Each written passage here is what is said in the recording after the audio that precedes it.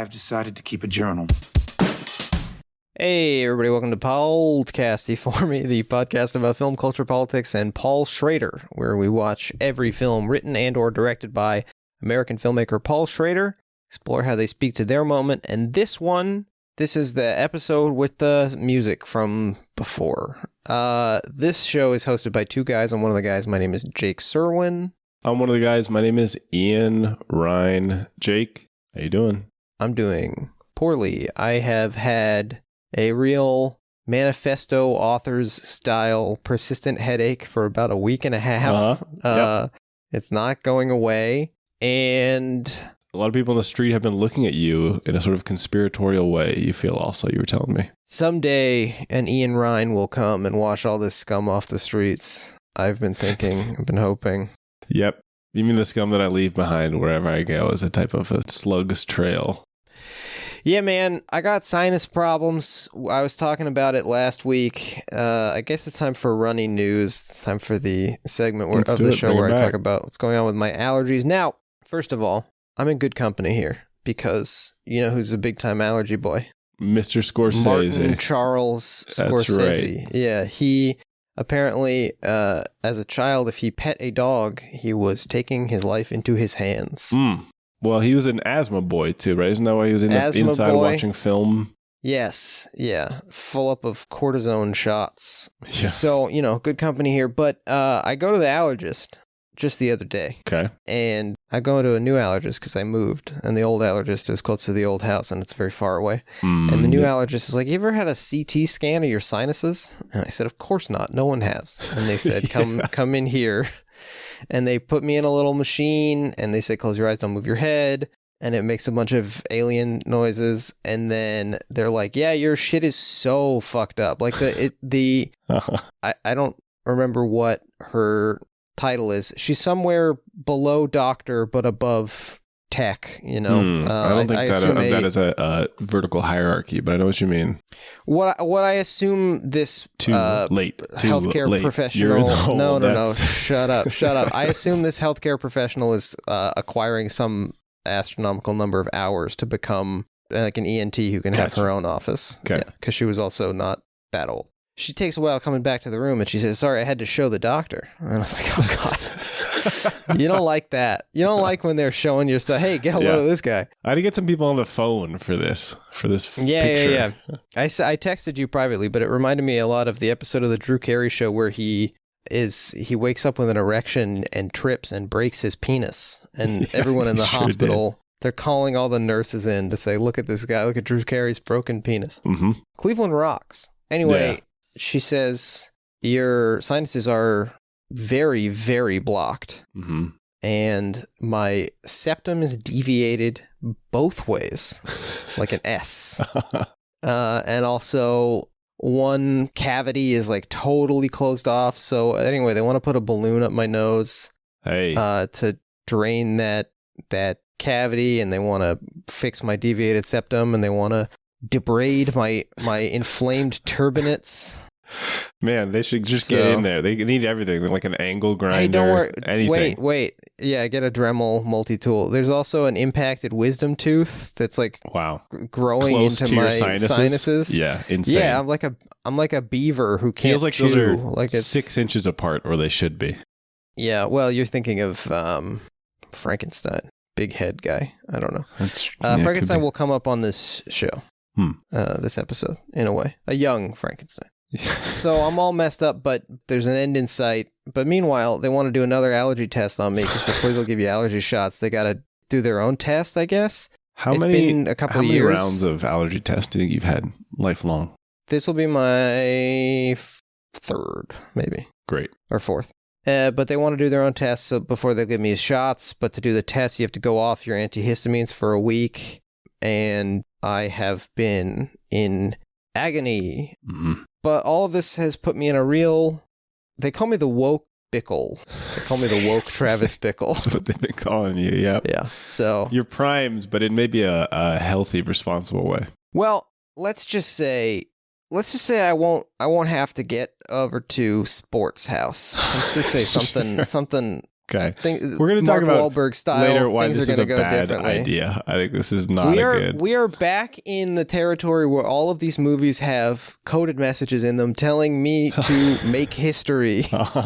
Look, I don't know. Sometimes I feel embarrassed that we return to about the same 5 topics, but it's not our fault. It's these guys. They just want to talk about these guys. Same stuff. Well, and also sometimes you return again and again to the topic of your podcast. That's true. Yeah, I've been finding that ultimately as well. we do a podcast about like white masculinity and if there is a responsible application of violence. Mm-hmm. And so naturally There's sort of a we pretty end small up talking about subset of things to JFK. consider. Yeah. Yeah.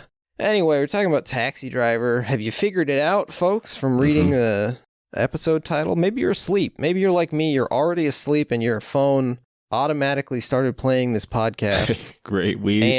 Thank you. In that case, we have a message for you. Wake up. Hey, we all want you to don't do wake that. up. You've been asleep for a year. All your friends are here. Some of them You've been have so abandoned sick. you. Yeah. No. That's not true. You're just normal asleep. So you're going to be late for work. Anyway, how are you, man? You sound a little bad, too. I am doing a little bit better. Still have this Oh, yeah? bronchitis/pneumonia, but it's decreased significantly. Mazel tov. Very happy to hear that. Thank you so much. Death to all pneumonia. Yep. Not the people who have it. Just No. Is that like... Never mind. I don't want to talk about this. Okay. Ian, do we have a Patreon? We sure do. It is called Paid Costly For Me. And can you believe it? You're maybe thinking, what, $10 million a month? What would be a fair price to pay for this? I think, yeah. Well, I mean, being realistic, given Joe Brandon and all that, Yeah. I would say like 10 million, 5. Yep, you were going to say pretty much the same thing. It's Yeah, actually just the 5 part you said at the end. It's $5 1 month to get Yep. 2 brand new, all nude episodes of Yep, us talking about Clint Eastwood stuff. that's right. Now, can you give an example of some recent episodes? I sure can. Yeah. The Good, the Bad, and the Ugly. Have you heard of it? Yeah, have you heard of that? We also talked about Rat Boy. Yep. Directorial debut of Sandra Locke. We talked about Clint Eastwood's Fiction Once and Upon a Time in Hollywood. Okay. Yep. Exactly. We will be talking about Impulse soon, Mhm, the Sandra Locke film. At some point, we'll be talking about Hang 'em High. That one's coming The up. 5 Highway we talked about. Clint We Eastwood's talked The about 5 the number Highway. 5 freeway. Yep. So you go on over there to patreon.com/podcasty for me. You put in and based on who's listening to this show, you put in your platinum card number and you get the show. You get the special This is a episodes of new the show. thing. Our listeners are very wealthy. Yeah, we're like Chapo. We're all the sons of like CIA guys Okay, cool. who got liberal arts degrees. And I don't know. I like it. I'm clogged. Yep. As you know, I'm Mhm. very clogged. That's a joke. The Chapo guys are all, I believe, the sons of wealthy non-government employees. Magazine founders, etc.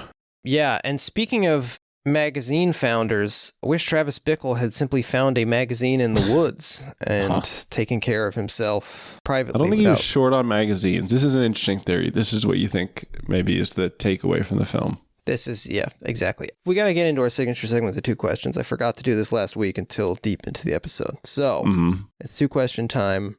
Would you like to go first? Sure. I'm going to now establish a running theme. Maybe people are going to think that in the 2 questions, I only ask about late night dining establishments. But Again, it's sort of the topic of the podcast. Sorry, go ahead. You ever been to a place like this beautiful all-night cafe that we have featured in this film? Well, obviously, we've been to several together. You and I have been to I know, I'm prompting you. Swingers This is Diner. radio fantasy. Aha. Swingers Diner currently on Melrose. And you know what? Swingers was bailed out by Drew Carey during the pandemic. Didn't know this. Do you not know this? Nope. Yeah, he eats there like every day before he tapes The Price is Right. He has a little chair that says Drew Carey on. I've seen him there more than once. Oh. And they were going to have to close during the pandemic, and Drew Carey bailed him out. He also, I don't know if it was just Big Boy or Swingers as well, but during the long writer's strike, he was paying the lunch bill for WGA members at least Big Boy and Burbank, and maybe also Swingers. Very cool. Which was, yeah, keeping writers fed and also just giving Swingers like $40,000 a week or some crazy amount of money. So shout out to Drew Carey, who is ostensibly a Republican, but, you know, People are complicated. Living his own way. Also, I learned that at one point, I believe during his graduate schooling, Paul Schrader lived in a rented house about 100 feet from Swinger's Diner. Oh, okay. All right. When he was attending UCLA. Yes. And also Cantor's. We used to go to Cantor's all the time. Yep. Mark Cantor, I believe. Big Israel guy. I'm going to double check that. But I'm pretty sure that has recently become a bit of an issue. Do you have any late night diners? What's the diner culture in Oaxaca like? Or is there a place you can go to get greasy bullshit at 3 a.m. if you're drunk or just awake? Yes, it is the street. You're going to want to go to the street. Street food. There exists a type of place which is like functionally diner in Spanish called a cenaduría.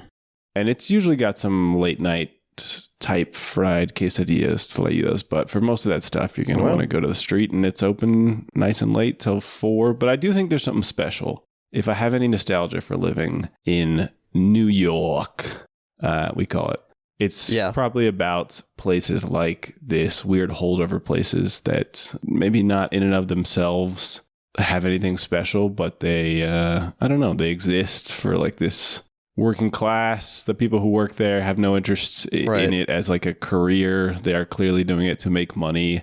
And they hate you. There's like one thing on the menu that's good and everything else is fine. Yeah. If you wanted to get like a stack of pancakes, American style pancakes, or like an all-American breakfast type thing, would you be able to do that anywhere near you? Would you have to go to probably like Mexico City or something? Nope. No, we got that stuff. There is a breakfast place right next door to my house, so I would not have to go far. They're doing the classic 1,000 calories of carbohydrates style breakfast as one of the options. They don't have an all-American combo on the menu, if that's your question, but I could ask them to combine those 3 elements for me. Yeah, and they'll say, wow, it's all the American foods combined together. Yeah. That's what they'd say. Often saying comboned here. I don't know if I mentioned that on the podcast before. Yeah, it's a cognate. Yeah.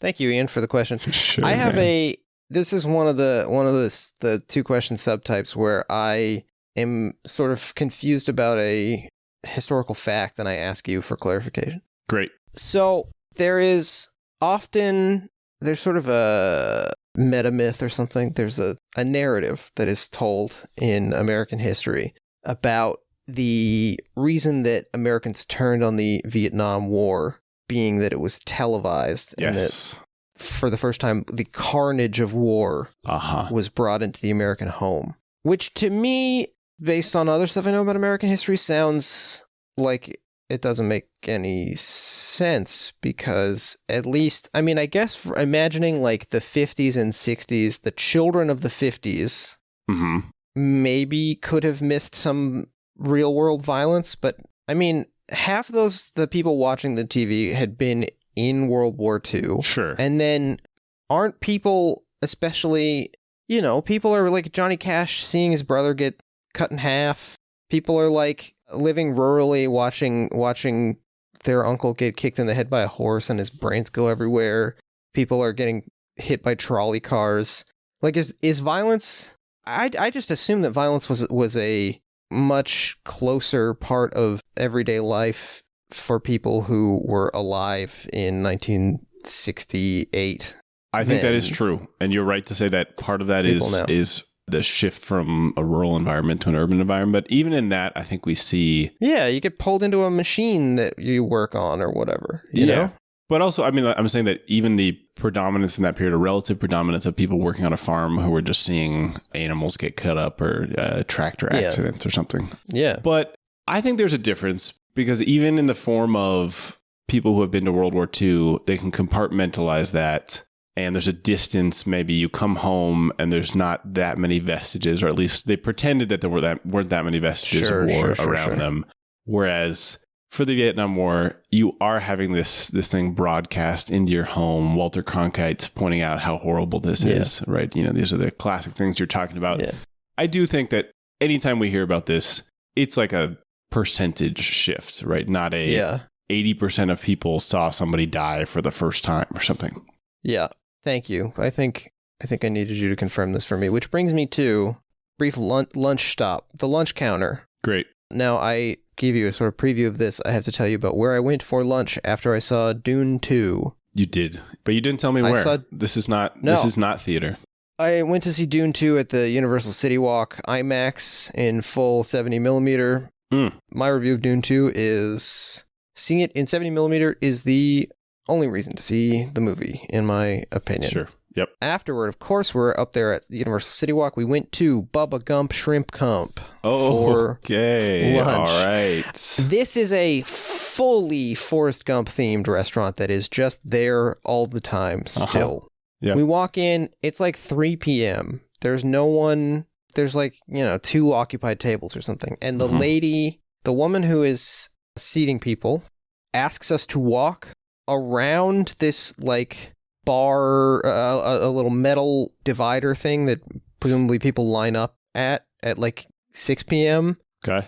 And she says to walk along the white feathers. And there's little white feathers embedded in the ground like Forrest Gump sees in his famous movie. No, I don't. And she made us walk on those. I'll be honest, I don't remember this part of the movie Gump opens film. and closes with a CGI feather sort of falling through the air. It's being buffeted about by historical forces, much like the man himself at the center of the film. All right, great. We sit down. They're playing Creedence Clearwater Revival and Aretha Franklin and stuff, and it's too loud, but it's fine, I guess. I'm imagining it's sort of a Jackrabbit Slims where you're identifying, hey, that's Buffalo Springfield over there. That's yeah. Hey, that guy's George Wallace. Yes. That guy's dressed as George Wallace. No. He's in a wheelchair for some reason. We're sitting right under, that's Lieutenant Dan. We're sitting right under Forrest's rickets braces from the actual film. They're like in a case right above my head. And all of the food costs about $29 a plate. All of it has about 1,500 calories a plate. Famous podcast girlfriend is not pleased with the food bit. She's right. And I immediately feel bad, but the guy's brought us waters and he's going to come back with our Diet Cokes, and at that point it's basically theft to leave. So we split the like Forest's seafood sampler. So we split like a $30 plate with like 1,800 calories worth of fried shrimp. It was fine. You were telling me about some of the types of shrimp that they had there. They have don't do it. Neon sign with all of that. Okay. They have a neon sign. Right. They also, so the shrimp comes to you in a plastic cast iron pan. Very appetizing. It's got a fake newspaper in it called the Greenbow County Dispatch. Okay. So these are headlines that are next to each other. Johnson elected president, defeats Barry Goldwater. Nixon edging close to magic 270. Walk on moon. Millionaire Forrest Gump continues legendary run across America. U.S. planes bombing North Vietnam ports. So you've entered a sort of collapsed, a tesseract. You have, yeah. All around you is time. The rivers have converged in this place, and they're covered in hush puppies. Wow, beautiful. So kind of an Arthur Bremer type poetry you're just engaged in, I'll tell you. Thank you so much. I like a great man once sang, I'm on a never-ending quest. That's the top most played John Hinckley Jr. song on Spotify. Okay. It's not bad. It's not good, but it's not bad. It's better than Manson's music, I think. Okay. And I think John Hinckley Jr., I'm going to put this out there, better than Charles Manson. He didn't do as much bad stuff. Me too. Yeah. Same. So that was the lunch counter, and I am still making up for it.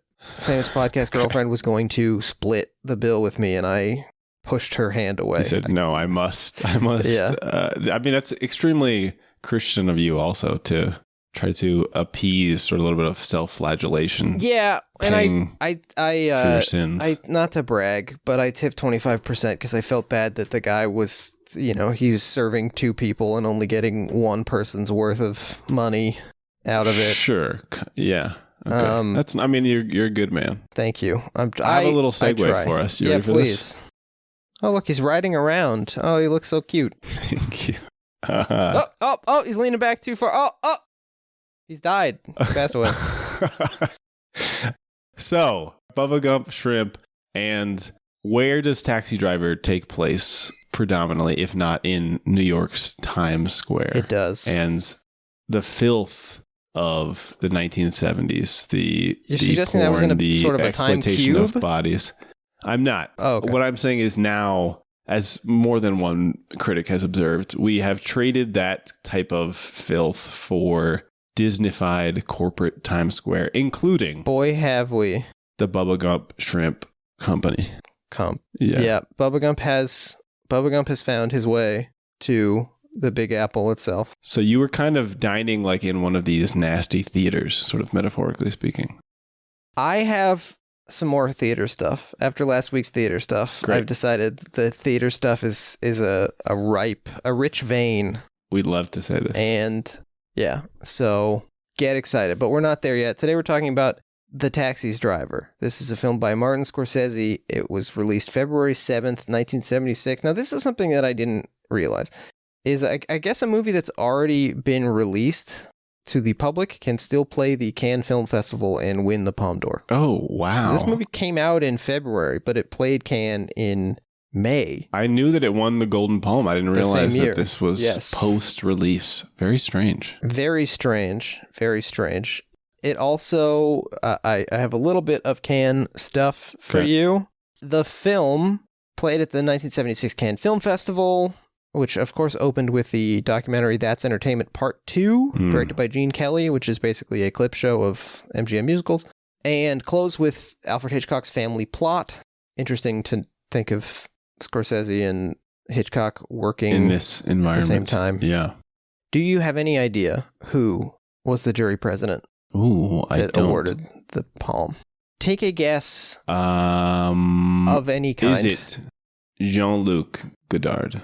No, it is Tennessee Williams. Whoa. Isn't that insane? That is extreme. I mean, hey, look. This guy was, streetcars, taxis. Yeah. Isn't that something? Yeah, I mean, guys yelling. Yep. Yeah, that makes sense. Also on the jury, Costa Gavras. Oh. Our good friend. Okay, yeah. And Dune Part 2 star Charlotte Rampling. Damn. Okay. Isn't that crazy? Yeah.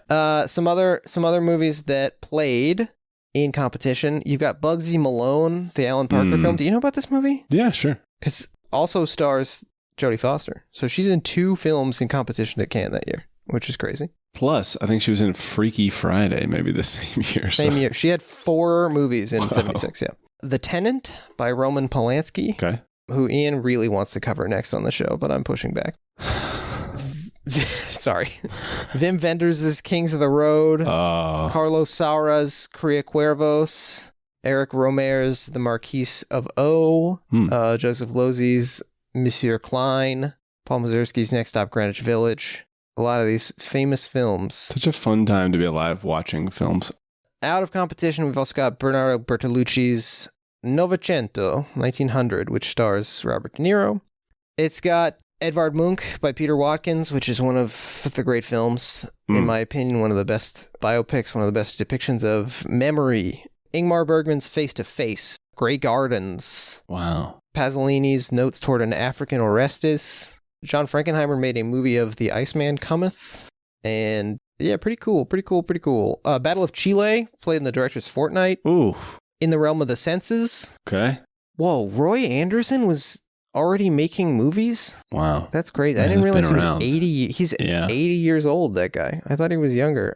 Yep. Anyway, so must have been a fun can. I'm trying to think of a fun can. I guess it would have Diet Coke in it, if you ask me. It has a bunch of those sort of like little spring snakes that pop out. I got scared. Now, Ian, you've seen this film before, I would imagine. I have. Do you have any recollection of your first viewing of the film Taxi Driver? Yes, I saw this film for the first time, like so many others, in college. Great time to watch it. I believe I did too. Was floored by it then. The Herman score was astounding to me, even as somebody without a great depth of musical knowledge or film score knowledge. I mean, I was getting into movies generally at this time, but it was still immediately stunning, I think, even to the inexperienced ears of a young man. Bernard Herrmann's final score. Yeah, by hours. Apparently died like hours after finishing it. On, I think, Christmas Eve or something. There's the most... Something crazy like that, yeah. He was climbing the steps to his home and got to the second to last steps. That's basically collapsed. What happened. And he whistled, and a passerby caught the last possible note of the score. And luckily, the passerby was like a composition student, so he knew exactly what to do. Yeah, no, and Herman, who of course is famous for his collaborations with Alfred Hitchcock, wrote such scores as Psycho and Vertigo and all of them. Yep. He had fallen out with Hitchcock while working on Torn Curtain just a few years prior, so he was free, ready to anoint the new guy. Yeah. And Scorsese seems like he was a better guy than Hitchcock interpersonally from it does all that we know. Seem that way. Yes. When rewatching this film a year or two ago, okay, I believe I posted on letterboxd.com that I think the film does not win the Palm without Herman.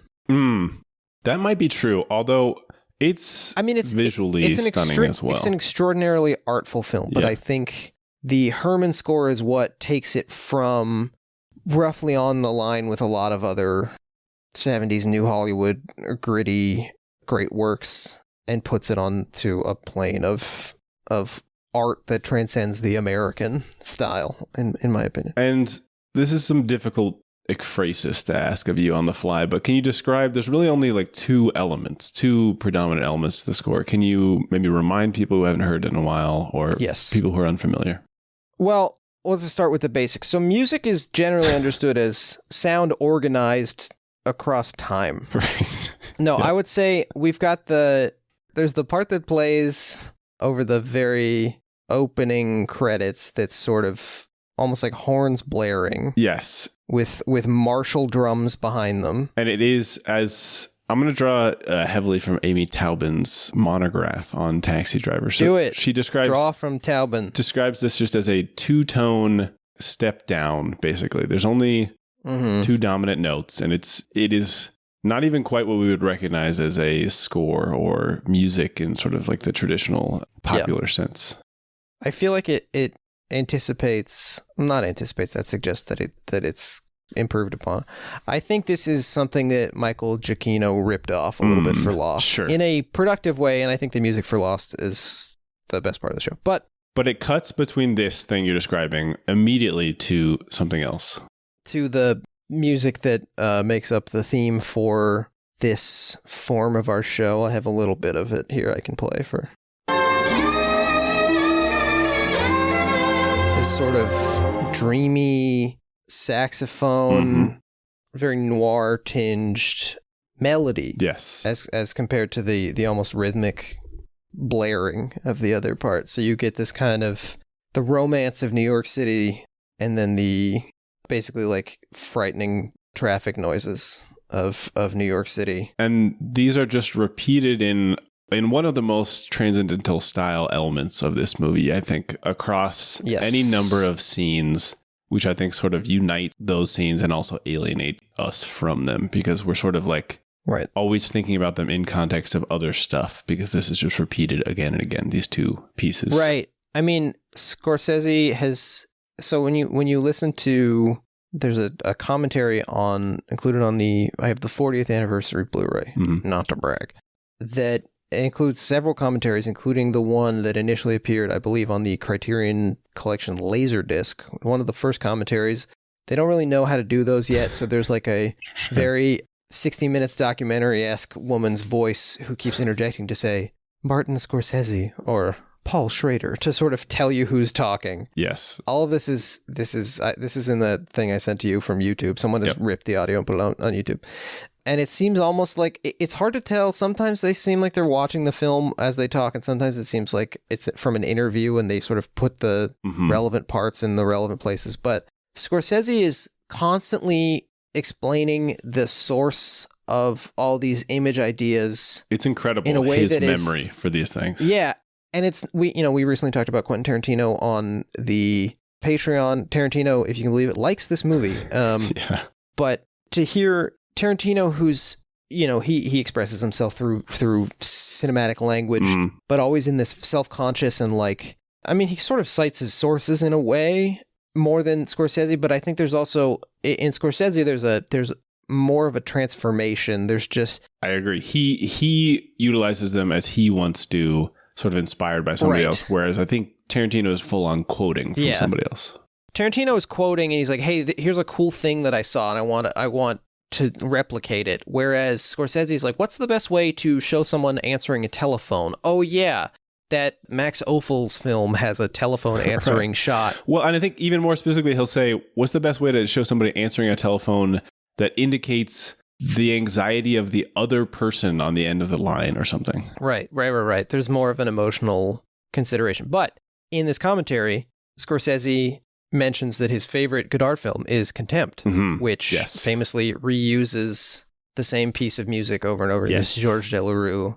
It's also an incredible line. Yes, that motif, the repeated motif is very powerfully used in this film to sort of indicate. I mean, there's a line in here where Travis Bickle, which is the name of the main character and the titular taxi driver, he says something like, "The days are a long continuous chain, and then suddenly there is a change." So there's this sense of monotony. He understands time to be monotony punctuated by non-monotony, which, it's a great indication of his fractured mind. Yes. His mistaken understanding of how things work. We talked about the gestation of this film, or the conception of the film, last week a little bit, but to recap, this is written prior to the Yakuza. This film is written in, I think, around 1972. Paul Schrader's marriage falls apart. His first film has also fallen through, basically. Yes. The affair he was conducting that led in part to the collapse of his first marriage, which, by the way, was with a woman who had previously briefly dated Clint Eastwood. Oh. Yeah, and she says at one point, a lot of this is from Easy Rider's Raging Bulls, the famous Peter Biskind film that is mostly gossip. She says something about, you try fucking someone who then immediately you turn over and they ask you to give a script to Clint Eastwood, which is funny. He's also hanging out. So he's in a bad place, this Paul Schrader, and he starts drinking heavily, suffering from insomnia, not sleeping. Yes. And so he says, he repeatedly uses the phrase, "I would go to pornography." Maybe this is the name of a theater, the pornography. But he would stay up all night, and basically when the bars would close, he would go to all night porno theaters because Drew Carey and the hallowed Swingers Diner had not yet opened. And he was just drinking, not eating, going nuts. He develops an ulcer and goes to get treated in a hospital and realizes when he's in the hospital, basically, that this is the first time he'd spoken to anyone in 3 weeks. Yes. And he goes to a hospital and basically is saved by alcoholism, I would imagine, because Travis, who is not drinking, who is he eschews bad food or something. He does at a certain point. Yes. Embarked on a pretty poorly planned out fascist body purity diet. "No more destroyers of my body," he says. Yes. He has no such luck and cannot have medical intervention stop him before he. But he's on a similar path. I mean, we see him. He's on a similar path. Eating. This is inspired by Diary of a Country Priest, but he's eating milk and bread and brandy in a bowl. Yeah, sounds bad. It does. I mean, it sounds like you're just not finished making French toast. Yeah. You just got to get some eggs in there. You got to fry that then up. That could be interesting. Apple brandy French toast. Taxi driver I'm sure people have done it before. Apple brandy French toast. This is good. Hey, we should do this. So he writes the script. He often describes it as a form of self-therapy. He says he writes the first 60 pages in a flash and then rewrites it in 2 weeks. And he's showing it around and... Well, he's inspired by one other thing besides himself. Yes. Which is what? And that is, those are the diaries of Arthur Bremer. Yes. The failed assassin of George Wallace. Now, the diaries themselves haven't been released, but they're being heavily quoted in newspapers and on TV. And he said that he drew heavily from even just those pieces. And when the diaries were released, he was tempted to go back and rewrite because of how even more effective Bremer's actual diary was. But he said he didn't want to get sued. You've read a bit of these diaries. I have. And I will say that I got to give it up to Schrader for having captured them. I looked at Schrader's screenplay. It's poetically written. It is disturbed. It is the product of a mind that I think is dangerously close to this. Sorry, which one are you talking about? I'm talking about Schrader's screenplay still. Okay, got it. And I think he would be all right with that, since given the state of mind he was in. Now, lots of people have talked about the literary quality of Bremer's diaries. You shared with me that Gore Vidal had a theory that they're so literary and so sort of lyrically insightful sometimes that it seems like some people believe they were maybe written by a CIA agent who was trying to fabricate this. Vidal specifically compares their style to a specific CIA agent. Yes. He's not just pulling this entirely out of his ass. No.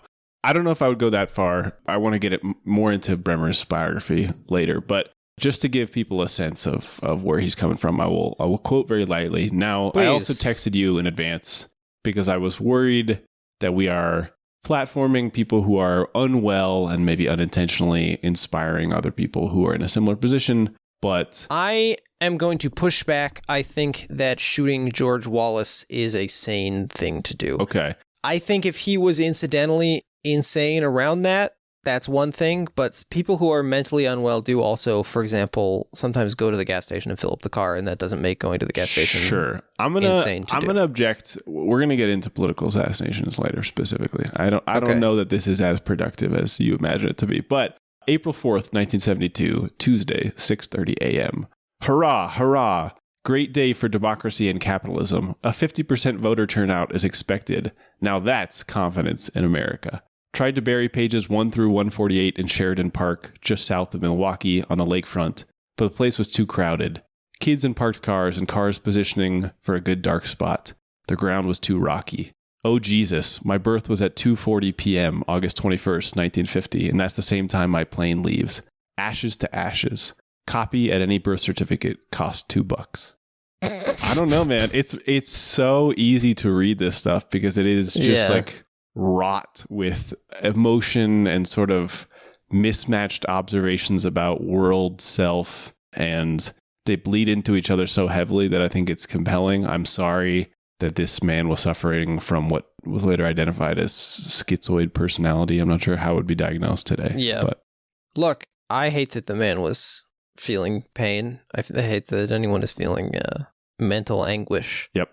I regret deeply that he merely paralyzed George Wallace. But we'll get to that. Yep. We'll get to that. All right. So Schrader hears about this. He thinks about himself, and he unites these in an occupation, which he also thinks sort of represents the steel coffin in moving through urban America. I believe he calls it an iron coffin. I don't think he's getting into alloys yet. But Schrader, he identifies as a we talked about this before. He has described his writing process as first identifying a problem within himself, and then arriving at a metaphor which allows him to obliquely confront that problem. In this case, the urban male loneliness, and he comes up with the metaphor of the taxi driver who is sort of cruising through a city full of people, but in an iron cage, separated from them. Not experiencing them as humans, but rather as images. Right. And sometimes, ferrying them around, but they may not even necessarily speak to him. They're facing the same direction without talking. I mean, now that I think about it, especially given the couchiness of car seats at the time, there is something cinematic about the... Hey, you and Amy Taubman both. She says that the entire film is framed as him watching a movie through his taxi. What's up, Amy Taubman? She's so cool. I think she's great. And so he writes the movie. The movie, around this time, he is hanging out like much of New Hollywood, or what will become New Hollywood, hanging out at the beachside home of Jennifer Salt and Margot Kidder. Why not? Brian De Palma is there also. Now, a lot of guys are there. apparently Jennifer Salt and Margot Kidder liked to sunbathe topless, and so a lot of the men would hang out. John Milius is often surfing. That's real. I'm imagining nude, but with a gun.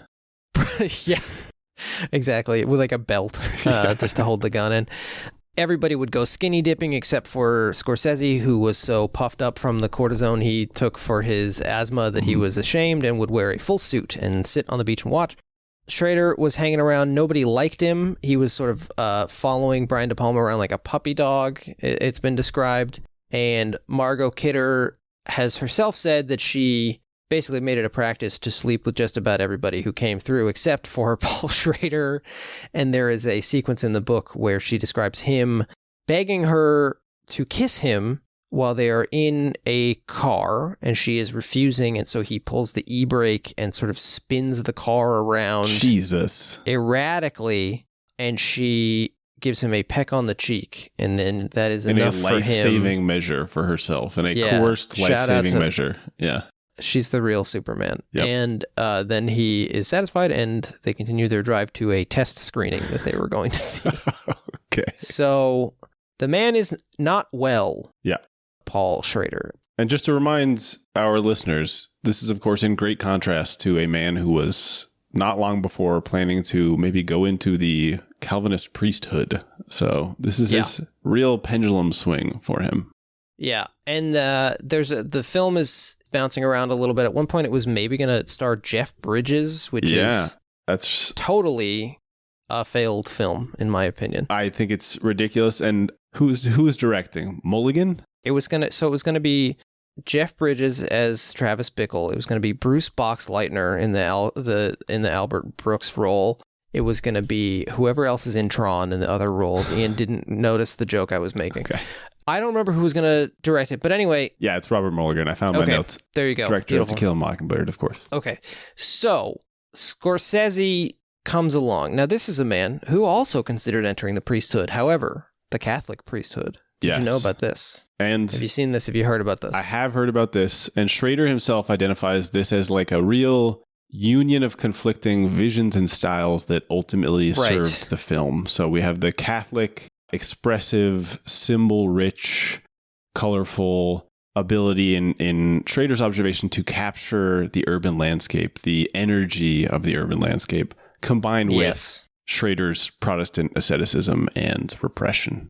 Yeah, the Marxist film critic Robin Wood referred to this as the Schrader-Scorsese collision, which I like as a metaphor. Yeah. Also, because the film involves a car. That's right. But Scorsese has, to this point, he directs his first feature is Who's That Knocking at My Door with fellow students, NYU students Harvey Keitel and Thelma Schoonmaker as star and editor, respectively.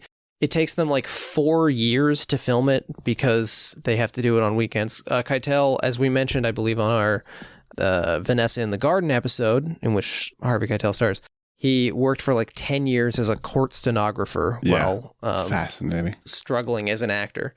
And sometimes the people working on the film would like have to get a haircut to try to get a job, so then they'd have to wait until the hair grew back out to where it was for continuity. Yeah, the Scorsese says it's a nightmare. But he then he works on the Woodstock documentary as an assistant director and an editor. Mm-hmm.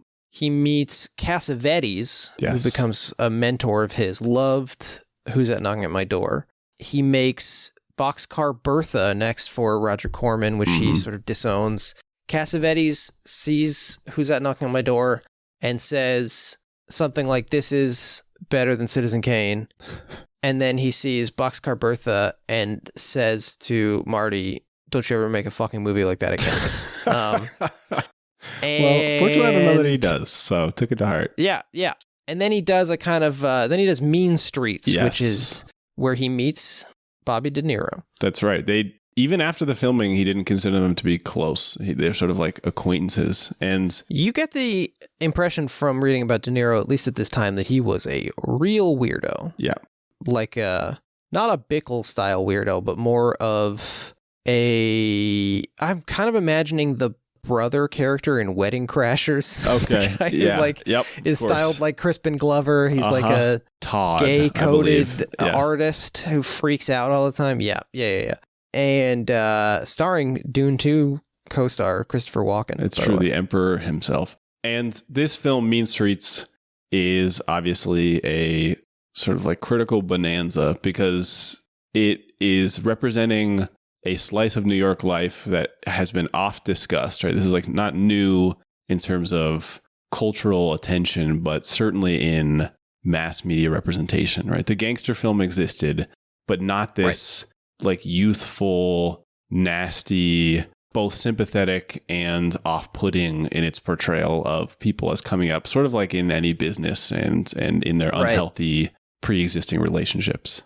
And you kind of, there is a sort of metaphorical way that Mean Streets, the characters in Mean Streets are almost like the movie brats to the older gangsters. It's true. Yes. He's not wrong. Why are you laughing? Why are you laughing at me? You're laughing at me. I thought I was trying to make a good point. No, I was doing my best. You're correct. I'm not objecting to it. I just think it's a funny phrasing. But Ian never listens to me. None of them listen to me. Ians are like a union.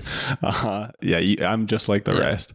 Yeah. So this film is what convinces the Phillips to maybe bring Scorsese on. Right. Michael and Julia Phillips. They were also hanging out at the Salt Kidder house. Mm-hmm. And Julia Phillips later writes a book called You'll Never Eat Lunch in This Town Again, which is also very gossipy memoir about all this stuff. There's a crazy story that is repeated in Easy Riders, Raging Bulls that Don Simpson, later of Bruckheimer Simpson Productions, tells about Julia Phillips trying to force him to have sex with her, and he manages to sort of negotiate her down to him performing oral sex. It's a truly insane story. Everyone at this time was nuts. Now, not because the idea of a rape or a sexual coercion of a male is insane, but because of the way he tells it, and also because, unfortunately, Don Simpson's reputation as an extremely profligate guy around Los Angeles, frequenting sex workers and engaging in semi-consensually in S&M and having sex parties, and I don't know. And he also had a penis enlargement surgery that then resulted in an infection and several reversal procedures. The guy was nuts. Which is a penis enlargement epidemic, I will say. And I truly did read about this. I did not find out about this any other way. But wait, sorry. The epidemic was of guys deciding to have this surgery, or everyone who has the surgery gets an infection? What are you talking? Yes, what kind of? How do you mean epidemic? Now, I don't know if you didn't see this. Maybe like a year ago, there was this big expose about the incredible percentage of people who have horrible side effects or get infections or are no longer able to get erections and then have to get corrective surgeries that leave them. We got to get a Reebok pump put in there. Do you know about that? I think these guys are suffering for real, but oh, sure. Okay. Sorry. If you want to hear more about our opinions on penile enhancement surgeries and procedures, check out our Hit Factory appearance. We talked about Austin Powers, International Man of Mystery. So, yeah, I'm seeing here Don Simpson opposed the casting of Shelley Duvall as Olive Oil in the Popeye movie. Oh, it's all connected. He is wrong. Yep. And he says so it insanely for a wrong. very bad reason. Anyway. So all these people, I will say admirably, including Bobby De Niro and Jodie Foster, agree to make this film for, I think, what Schrader says, all the above the line people got less than $150,000 together in advance of this. Yeah, I think I believe the figure I saw was 200,000, but still, it's a movie that costs a little less than $2 million. Scorsese gets like 65,000. Yeah. De Niro and Sybil Shepherd both get $35,000. Everybody's doing this out of mostly belief in the product, in the art. Yes. And speaking of those collisions that we mentioned, I think Jonathan Rosenbaum, I believe, referred to the film as having 4 auteurs, those being Scorsese, Schrader, De Niro, and Herman.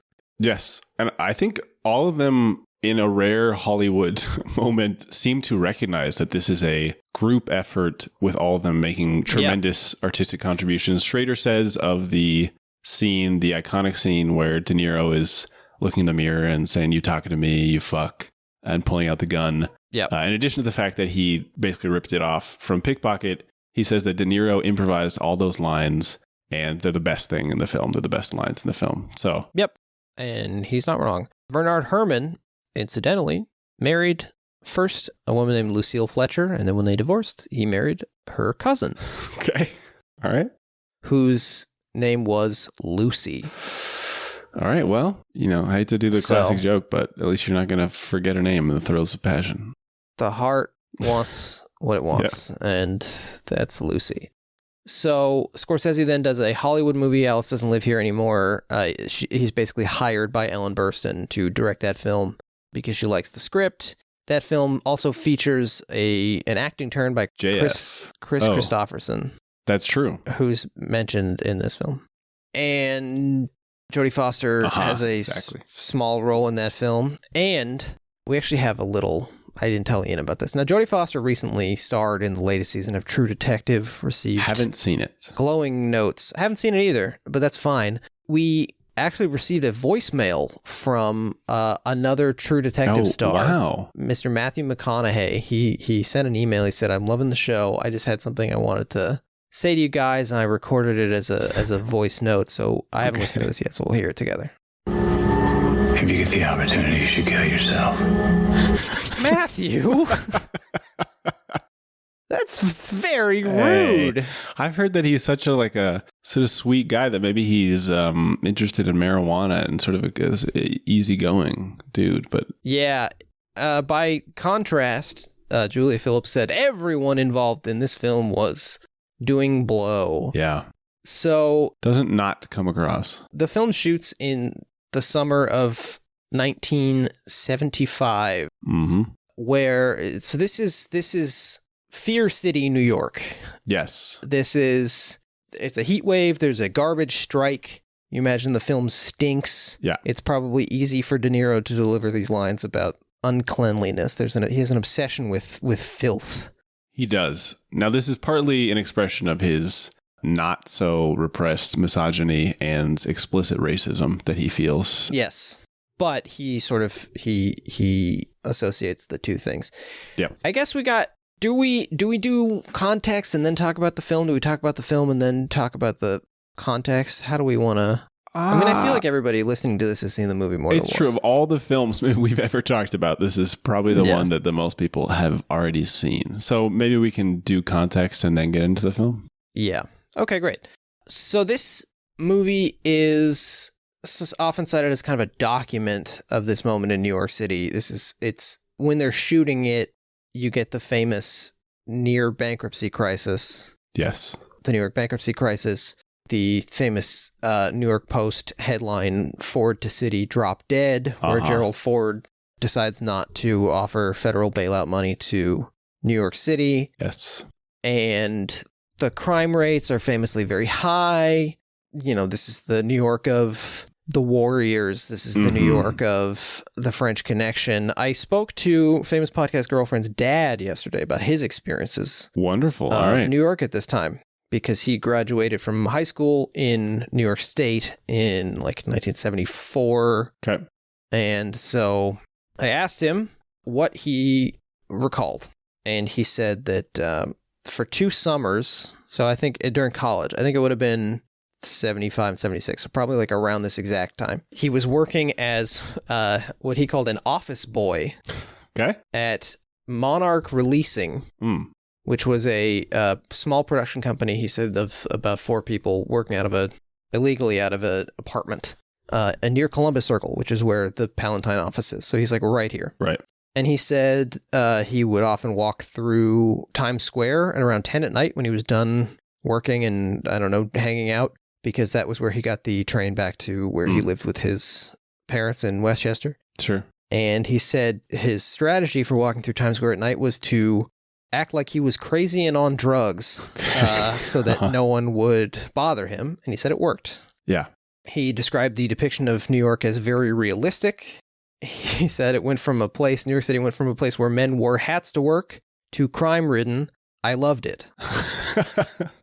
I mean, this is something that that Taubman also does a wonderful job of capturing, critiquing. She says, confusingly, this is the New York that people have nostalgia for. And in fact, most people who move to New York are imagining a New York of this period. Like grit. Yeah. And at the same time, people who lived there largely did not want to be there. They thought it was the worst time in New York history. And she points out that although Scorsese does capture, I mean, he's filming some real street scenes, like, neo-realist style, without even informing the subjects. But I think what is important to point out is that as realistic as some of this stuff is, we are getting it through Travis's perspective, which I think serves the film tremendously.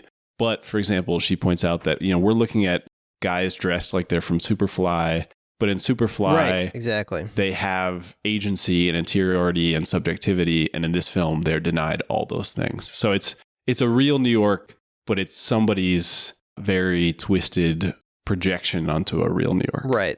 They're filming, that thing about all the films being a documentary of their own production. Right. They are at once filming on the streets of this decaying New York City, but they are still blocking and set decorating and costuming people and telling them how to behave in order to depict a specific vision of New York. He says also of seeing the film that he thought, quote, "This is what the country needs, something with such moral ambiguity." So he's pleased with the film. And he said the only time he was scared in New York City was during the Summer of Sam, when there was this dog white kept Jewish talking guy. To him. Oh, sorry. Out like shooting people in there. And he was dating a woman at the time who had long hair parted down the middle, which was apparently the Summer of Sam. The David Berkowitz's favorite type of guy, or type of guy. Women can be a type of guy. We've said this many times on this podcast. Not joking at all. So, by the way, David Berkowitz used a 44, but that was 77. So he may have gotten the idea from this film. Yeah. If we're thinking about post cursors, I'm often innovating linguistically on this podcast. Yeah, you are. Then I think the other thing we can consider is Bernhard Goetz. I was Bernie Gets Your Gun. Comes 4 or 5 years later after the release of this film. Yes. Bernhard Goetz, who 4 black teenagers on the subway who were trying to mug him, but were unarmed, and he shoots one of them who is crouching, hadn't been shot in his initial spray, and says, "Looks like you're okay. I'll give you one more."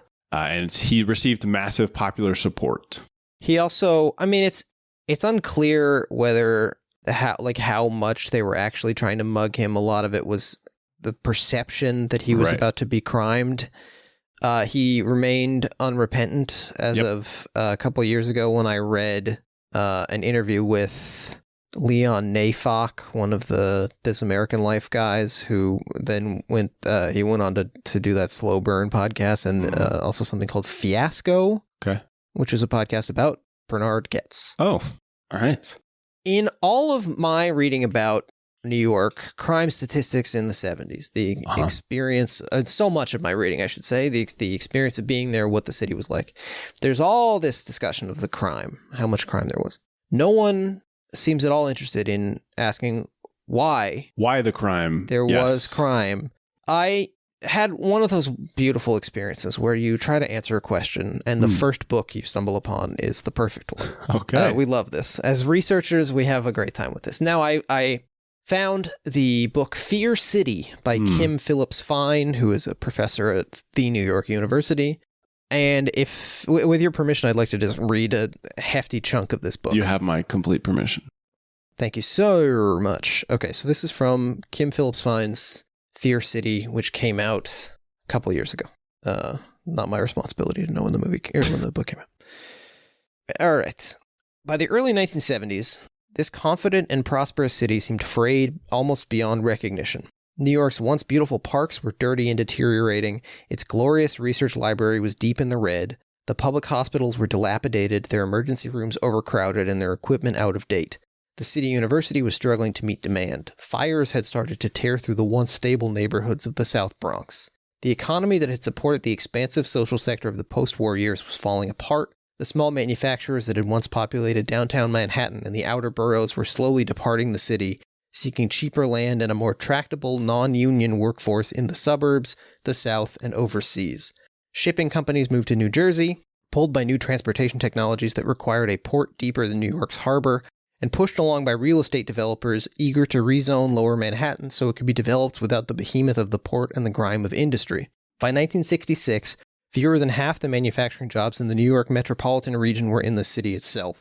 This loss of jobs was most pronounced in those industries where employment had once been strongest, such as apparel and garment production, electrical manufacturing, and printing and publishing. For more than a century, New York had been able to assimilate millions of immigrants in its insatiable demand for human labor, but increasingly the jobs that earlier generations had held were no longer there. When the national economy went into recession in the 1970s, the loss of jobs turned into a flood. Between the late 1960s and the mid-1970s, 500,000 jobs disappeared from the city. Job loss and the attendant deepening poverty, especially severe for Black and Latino New Yorkers, meant that more and more people were in need of city services. The number of people in the city receiving some form of public assistance rose from 322,921 in 1960 to a high of 1,255,721 in 1972, approximately 1 out of every 8 New Yorkers. At the same time, New York, like many other cities in the Northeast and Midwest, was increasingly affected by federal policies that encouraged middle-class people to leave the cities. They were drawn to suburbia by tax incentives that favored home ownership, by the construction of new highways that made it easier to commute to work, and by social expectations that celebrated racially homogeneous, family-oriented communities of prosperous homeowners. They were also driven out of cities by racial fears, anxious about the slightest hint that Black or Latino people might be moving into their communities.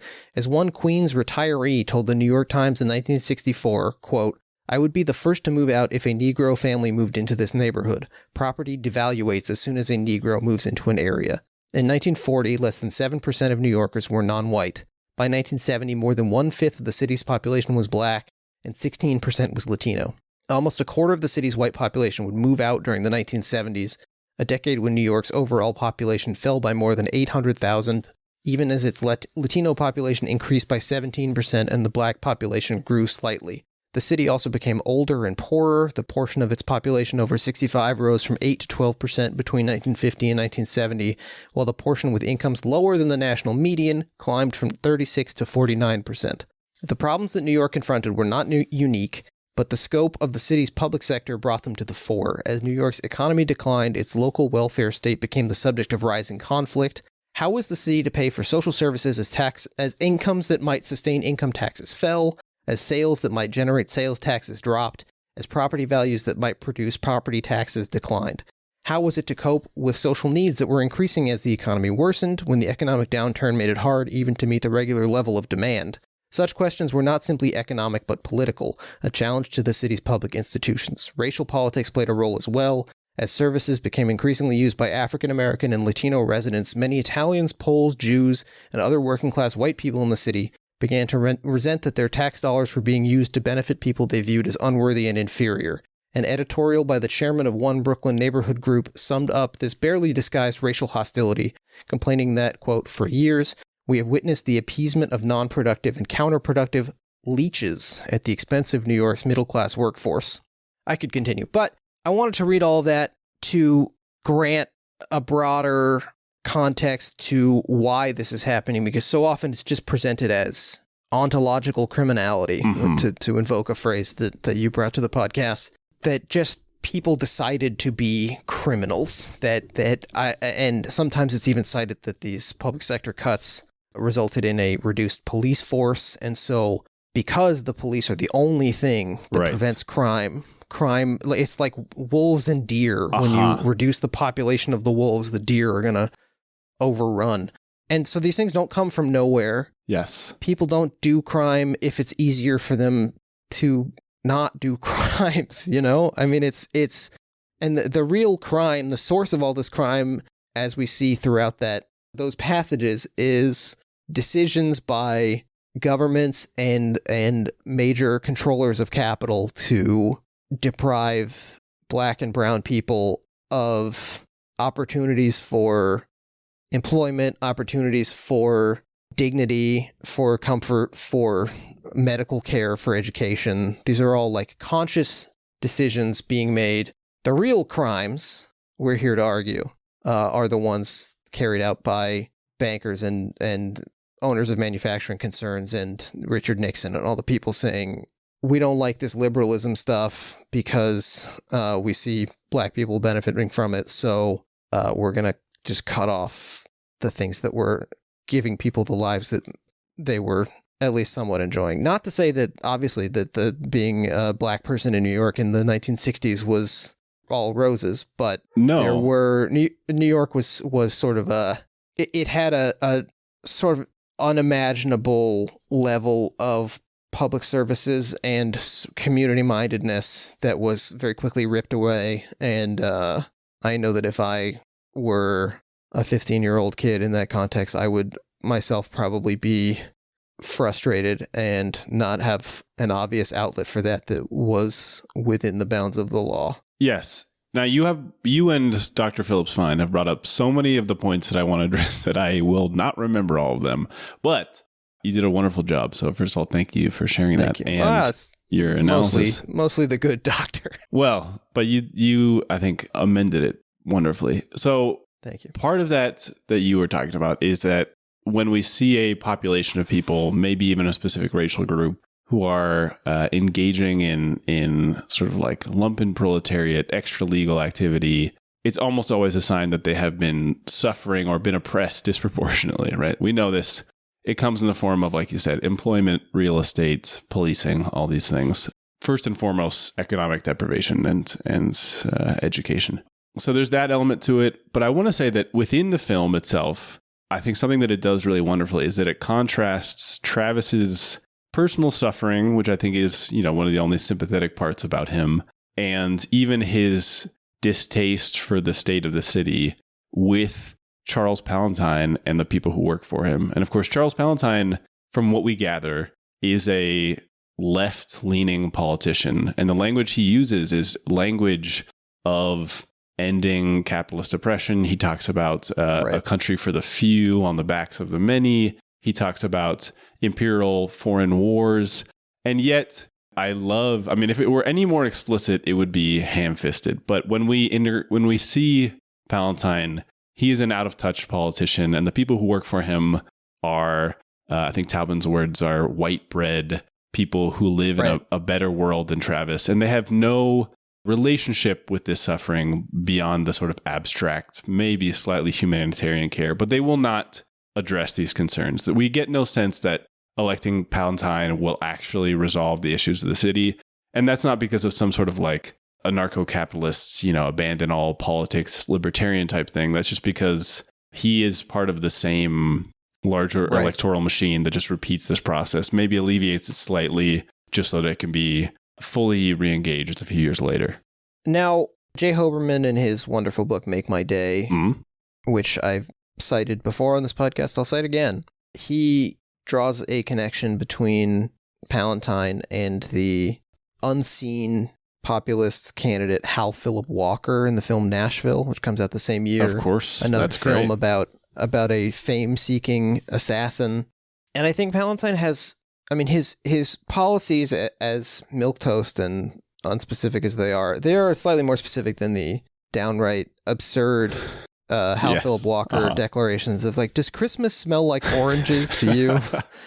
Right. But Palantine is, we don't even find out what party he represents. I think the performances by Albert Brooks especially, and also Sybil Shepherd, are especially brilliant in that they don't know that they are in the movie Taxi Driver. No. Albert Brooks. It's the best. To have, he's, Schrader, again, speaking to his at least later acknowledgement of the collaboration, says that the original script had no humor in it, and they were lucky to have Albert Brooks to bring some comic relief to the film. Yes. It's his first film role. Scorsese, I think, had the idea to bring him on. Yeah. His real name, do you know his birth name? Of course. He is E=MC² himself. Albert Einstein. His name is Albert Einstein. Yes. There's a quotation. Uh-huh. I think Carl Reiner was on like Carson or something, and Carson asked him who the funniest person in the world was, and he said, the funniest person I know is my friend's kid, Albert Einstein. Great. And he was referring to Albert Brooks. Brooks is so funny in this. He's introduced with it doesn't get much more the criticism of like political theater doesn't get much more apt than "we are the people" or "we are the people," where the underline goes on the campaign button, and when he says, "Let's not fight." It's such an Albert Brooks thing to say. Really incredible, great. Yeah. I mean, I'm going to give Schrader some credit. Some of the lines are in the script, so it's not as unfunny as he characterizes, but Albert Brooks does bring something special. And you're right. These two people, every time we have contact with them, it's so jarring because then we really see how Taxi Driver Travis Bickle really is, right? How off-center he has become, because we sort of are like reminded of the day-to-day operations of normal middle American world, right? Which is not to say that the film is praising them. In fact, I think part of the criticism is that this world operates sort of in total ignorance of the actual world that surrounds it, right? But I think it's a wonderful contrast to cut to these people who are in, like you're saying, a soft-pedaled, nice mid-70s romantic comedy or something. Exactly. You could absolutely see, to invoke another Albert Brooks film, like this could be broadcast news were it not for the deranged taxi driver who stares at Sybil Shepherd through the window. I want to shout out a couple of character actors we've seen and will not see again. Joe Spinell as the personnel officer, the guy who hires him, who asks him if he'll work Jewish holidays. Yep. They were Marines. This scene, I know we're probably not going to talk about it again. Yeah. I had not paid attention to it on my first watch. It's incredible. There's like the camera work. There's a pane of glass that separates people who are engaged in like an argument or a discussion, and they just live beyond Travis Bickle's limited worldview. It's like a secret key, I think, one of these scenes that you get. Wonderful. Please go on. He's in The Godfather. He's in Rocky. He's in Sorcerer. He is in the film Stay Hungry, which I've referred to on this show before. It's a Bob Rafelson film starring Jeff Bridges in a very early career Arnold Schwarzenegger as a charming Austrian bodybuilder. Oh, yeah. You'd have recommend everyone check out Stay Hungry. Big Wednesday, the John Milius film, Cruising. I mean, he's in so much stuff. So Joe Spinell, love you, pal. Yep. Yes, thank you for your service. And I think at this point we've also met Peter Boyle's Wizard. Wizard will come back. We'll talk about him in a second. But Wizard is just an older cabbie who the other drivers see as a sort of mentor, despite having basically no reason to see him that way. I think it's great. No, I think he's the model of the masculine older brother, father figure who has no insight, but just kind of like is in that position by default. Well, all right. You've forced my hand. We're going to listen to what I think is maybe one of the best dialogue exchanges in the American cinema, which I've pulled for us here. Great. All right, this is like 3 minutes. Okay. Do we have to talk over this, legally speaking? No. Okay. Well, I know you and I ain't talked too much, you know. Yeah. But I figure you've been around a lot, so you could... Yeah, shoot, that's why they call me the Wizard. It's just that I gotta... Things got you down? Yeah. Happens to the best of them. Yeah, it got me real down,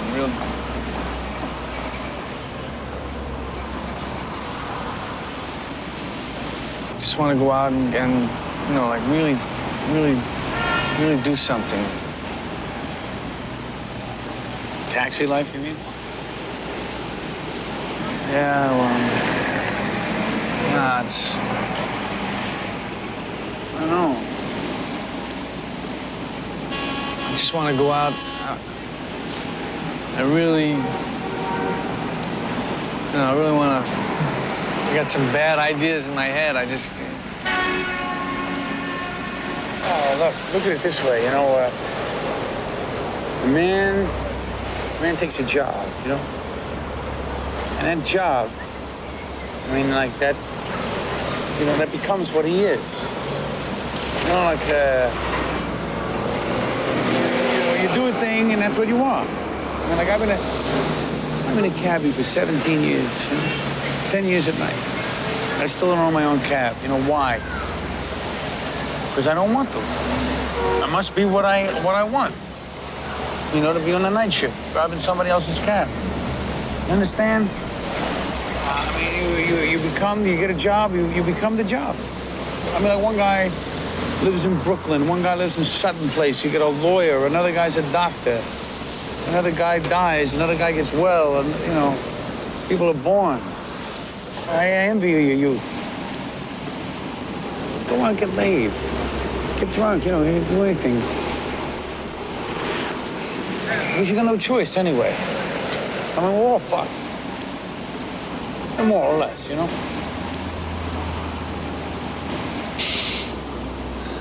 I don't know. That's about the dumbest thing I ever heard. It's not Bertrand Russell, but what do you want? I'm a cabbie, you know? What do I know?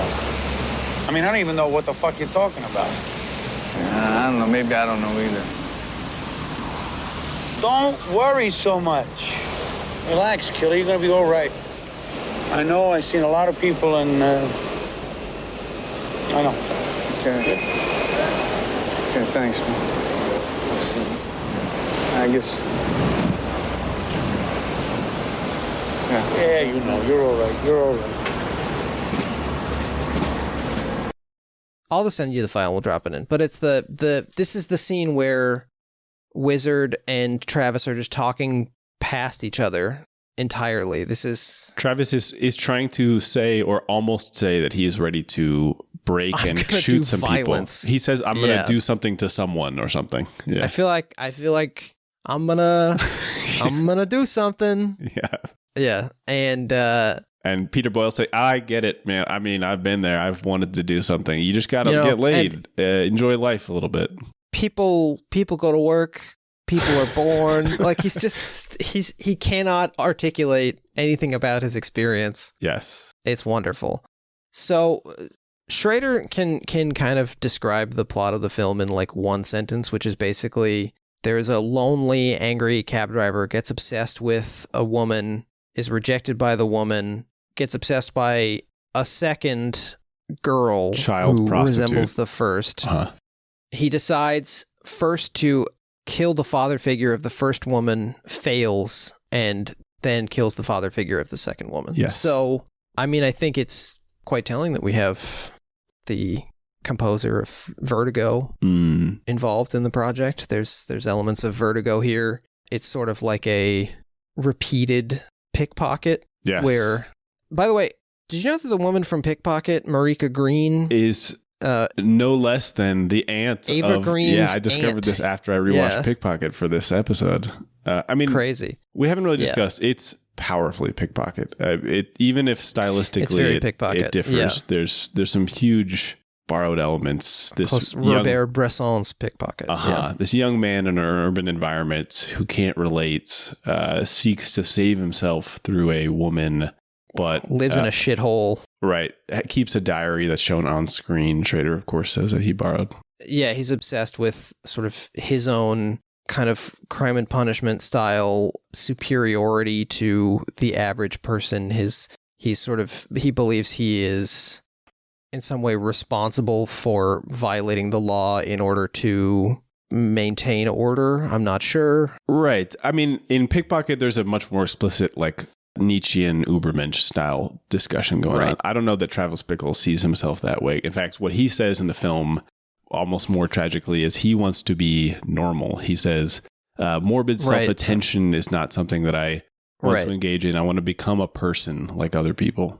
And you should become a person like other people. And Schrader points out that this is absurd because the entire film is Travis's morbid self-obsession. Right. Yes.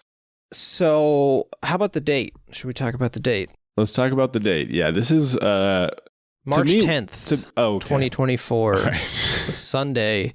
Interestingly, well, we're not talking about Hinckley yet. Never mind. Okay. We'll get to Hinckley later. Yeah.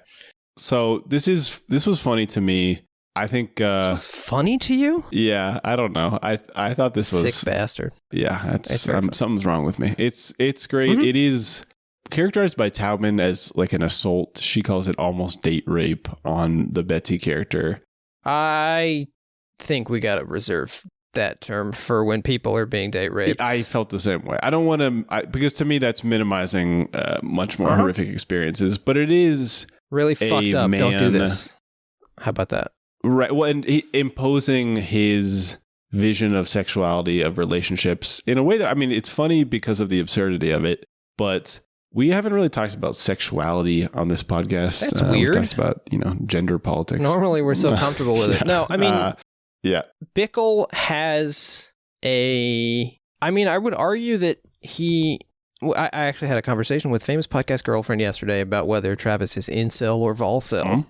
And whenever Schrader talks about the film now, he does invoke the term incel and suggests that, it would be a different situation now. I think part of what would make the film very different now is that Travis would find a community of like-minded, mentally unwell white guys online. Yes. But anyway, because he is rejected by Betsy, but there's no real sense that he wants any kind of physical sexual contact with her. And he explicitly rejects it from Iris, but I don't know that he wouldn't want it from Betsy. I think interestingly, of all of his semi-fascistic expressions of desire for traditional masculinity, desire for expressions of asserting dominance, that's not one of them where he doesn't seek out, he doesn't try to force her into any type of sexual exchange. You're right. Yeah, he's chivalrous toward her in terms of like physical space until this moment. They first go to have that like coffee date where she is, I think, kind of feeling him out, and also I would guess enjoying the attention and fascinated by him because he's very strange. It says, you're not like anyone I've ever met. Yeah, I think we get to he's projecting onto her his own identity. She calls him, or he calls her, very lonely. He can tell how lonely she is, that people move around her, and he says that she's like an angel that nobody else can touch. He talks a lot about having the right to talk to her, like how he determined that he had the right to talk to her. There's a lot of rules, and she doesn't reject that, right? She says, like, I wouldn't be here if I didn't feel that same way. And I think this is one of the other things that this film does so effectively that many people have pointed out, is that despite how much it is a rejection of Travis, the thing that makes it compelling or sort of captivating for us is that if we didn't get his interiority, we would feel like, okay, this is like one of these psychos I've heard about, right? But what we do get instead is a vision of the extremes of things that we have all felt. Now, I think even Betsy, I'm sure she has felt like nobody is really seeing her, the real her, because whom among us has not felt that, right? You feel like people see these approximations of you, or these projections of you, or you as your job or something. And that's kind of what how Wizard describes it. You do a job and that's who you are. Right. Oh, yep, before we leave off Peter Boyle, I know we're talking about the date. Have you seen the film Joe? No, I have not. I have not seen Joe either. Joe is a 1970 film starring Peter Boyle, in which he plays a young Frankenstein. Yes, he plays a businessman whose daughter she overdoses on drugs, and he kind of goes Death Wish mode before Death Wish, right, and ends up going to a hippie commune that'll come up, and mass murders hippies, and then finds out that his daughter was among them. And Peter Boyle saw the film with an audience and saw the audience sort of cheering on Joe, and decided, I don't want to do that sort of thing anymore, and turned down the role of Popeye Doyle in The French Connection as a result. But he also was a pretty left guy and would protest the war with Jane Fonda and stuff. So shout out to Peter Boyle. He also was in the Santa Claus movies.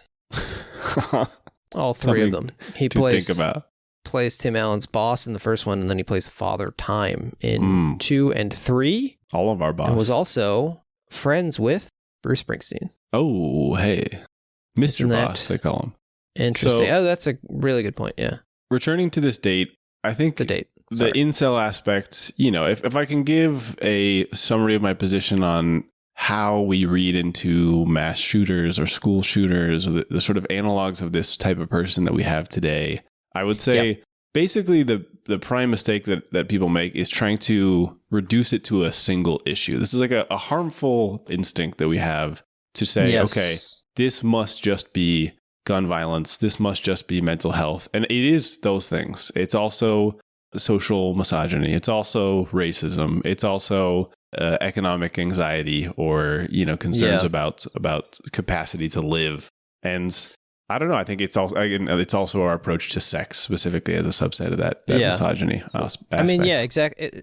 Just like we were talking about with Fear City, with the New York crime. I mean, it's like there are extremely broad sources of all of there are so many doors being shut. Yes. Yep. To these young people, especially, that leave open only the door that says get a gun. Right.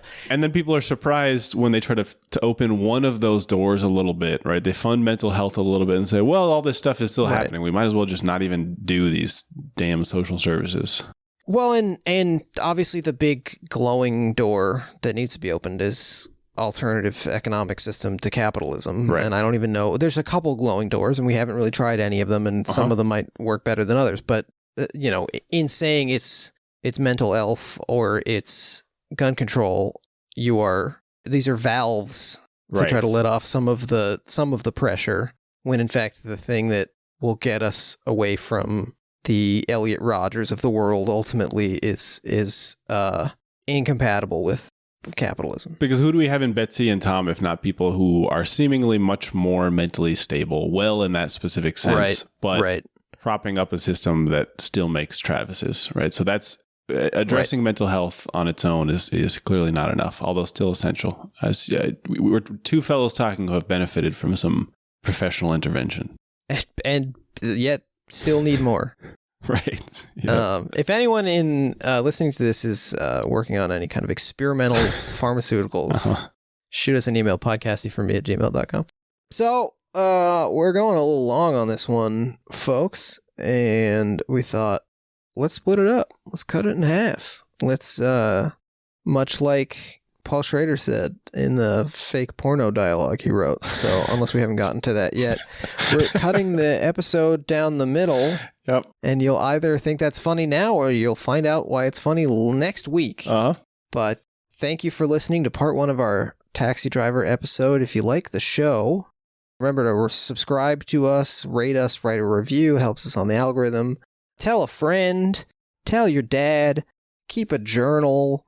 And also, maybe if you are working as a taxi cab dispatcher, just tell everyone that they should listen to the show. And follow us on Twitter and Instagram, Pod Casty For Me. If you have any comments, questions, or concerns, you're interested in co-hosting a 2-person Paul Schrader podcast, you can email us at podcastingforme@gmail.com. All that and more is at podcastingforme.com and shootingyourselfinthehead.com. Interesting that happens in the movie. Mm-hmm. Thank you to Jeremy Allison for our artwork. And Ian, any final thoughts? If you need to fill your time from this week to next week, we have been sharing some of the things we've been reading, some of the films we've been watching. Yes. Like you said, Scorsese and Schrader were very consciously drawing on a number of sources. So I don't know if we'll share all of them, but there's at least 3 or 4 things that you can watch that will pay off pretty directly if you want to think about Taxi Driver a little bit more. Pay off pretty directly. And that reminds me, our sponsor this week is DraftKings. That's right. Just kidding. You get a free $200 if you start a new gambling habit. You have to stake yourself somehow? I don't know. Yeah. Whatever.